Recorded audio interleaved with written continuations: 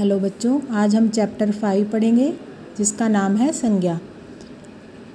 संज्ञा किसे कहते हैं और संज्ञा के कितने भेद हैं, ये सब हम इस वीडियो में जानेंगे।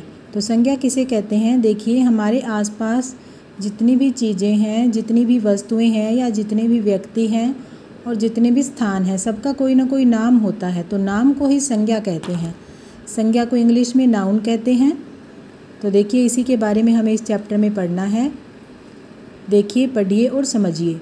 गरिमा को प्यास लगी हुई थी। उसने गिलास से पानी पिया और पापा के साथ चिड़ियाघर देखने चली गई। तो यहाँ पर आपको एक चित्र दिखाया गया है जिसमें ये देखिए बहुत सारी जानवर हैं, प्राणी हैं और कुछ लोग भी हैं और बहुत सारी वस्तुएं भी हैं। तो इन सब का क्या नाम है, देखिए पेड़ हो गया, हाथी, जिराफ, ये यहाँ पर गरिमा दिखाई गई है, इसके पापा, ये बच्चा है एक और एक यहाँ पे भी है, ये पिंजरा बना हुआ है। तो ये सब जो हैं नाम संज्ञा कहलाते हैं। ठीक है, ये किसी ना किसी व्यक्ति के नाम हो गए, ये प्राणियों के नाम, ये वस्तु हो गई पिंजरा और पेड़ हो गया। ठीक है, और ये प्राणी हो गए सारे, शेर, जिराफ, हाथी वगैरह। तो इसी आधार पर संज्ञा की परिभाषा हम ये दे सकते हैं, किसी व्यक्ति, वस्तु, प्राणी अथवा भाव के नाम को संज्ञा कहते हैं। ठीक है, दोबारा से रिपीट करते हैं, किसी व्यक्ति, वस्तु, प्राणी, स्थान अथवा भाव के नाम को संज्ञा कहते हैं। इसमें से आपको व्यक्ति, वस्तु, प्राणी और स्थान का तो पता चल गया, पर भाव क्या होता है। देखिए, भाव हमारे मन में होता है और वो हम महसूस कर सकते हैं, उसको हम देख नहीं सकते और ना ही उसको हाथ से छू सकते हैं। जैसे अच्छाई, बुराई, ईमानदारी, मिठास, खटास, कड़वाहट, बचपन, बुढ़ापा, ये सारे भाव होते हैं। ठीक है, अब हम देखते हैं संज्ञा के भेद कितने हैं। संज्ञा के 3 भेद होते हैं, व्यक्तिवाचक संज्ञा, जातिवाचक संज्ञा और भाववाचक संज्ञा। व्यक्तिवाचक संज्ञा, देखिए व्यक्तिवाचक संज्ञा का नाम आते ही कुछ बच्चे सबसे बड़ी गलती करते हैं कि वो कहते हैं किसी व्यक्ति का नाम ही व्यक्तिवाचक संज्ञा होता है, पर बिल्कुल भी नहीं करना आपको ऐसा। व्यक्तिवाचक का मतलब यहाँ व्यक्ति से नहीं है, किसी विशेष व्यक्ति, विशेष वस्तु या फिर विशेष स्थान का जो नाम होता है वो ही व्यक्तिवाचक संज्ञा कहलाता है। यानी जिस नाम से हम सब उसको पहचानते हैं और जानते हैं। अब जैसे यहाँ पे दिखा सानिया मिर्ज़ा, तो सानिया मिर्ज़ा कौन है, एक खिलाड़ी हैं जिनको सब जानते हैं। ताजमहल क्या है, एक इमारत है बहुत अच्छी जिसको सब लोग जानते हैं। और चाँद, चाँद भी पूरी दुनिया में एक ही है और उस नाम से सब चाँद को पहचानते हैं। तो जो किसी विशिष्ट स्थान के बारे में, विशेष व्यक्ति के बारे में या विशेष वस्तु के बारे में हमें पता चले जिस नाम से, वो हो गया व्यक्तिवाचक संज्ञा।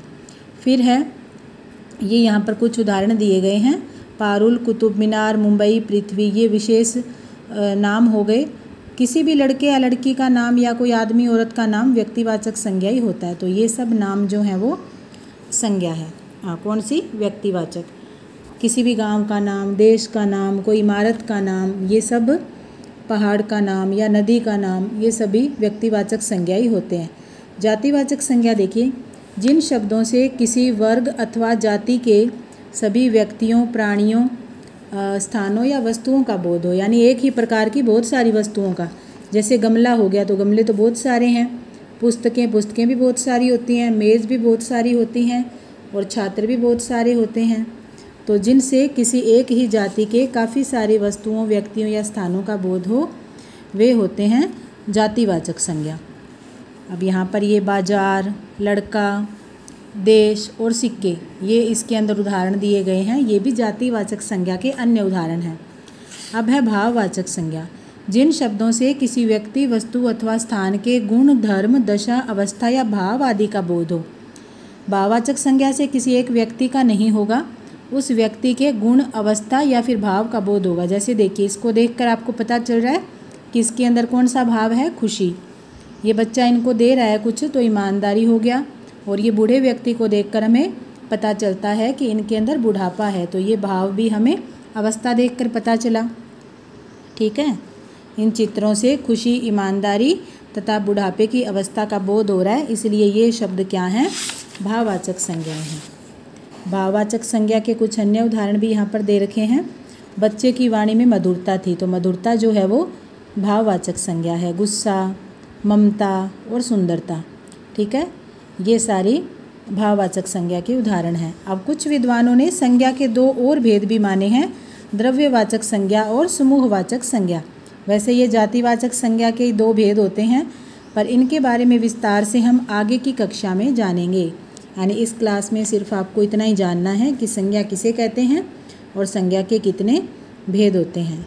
3 भेदों के बारे में आपको याद करना है। अब इस चैप्टर का जो बुक वर्क है वो हम नेक्स्ट वीडियो में करेंगे।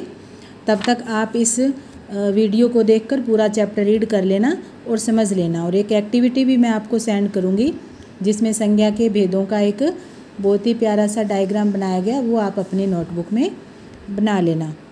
Okay, bye bye.